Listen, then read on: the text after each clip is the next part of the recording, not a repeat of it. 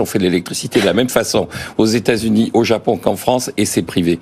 Et je pense que renationaliser, ça me fait penser un peu à ces romans policiers où le coupable, c'est l'inspecteur de police qui mène l'enquête.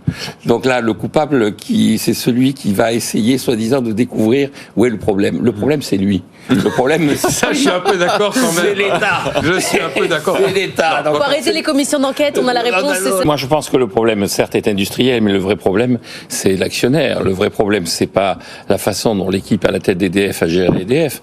Elle s'en est expliquée d'ailleurs lors de la REF au début de l'automne, la rencontre autour du patronat, autour du MEDEF. Jean-Bernard Lévy, il a bien dit, je n'ai pas arrêté de subir des informations, des injonctions qui étaient contradictoires. On m'a demandé de fermer les centrales, maintenant de les réouvrir. On m'a demandé de faire ci, on m'a demandé de faire ça. Les prix que je pratique sont des prix qui n'ont rien à voir avec le marché.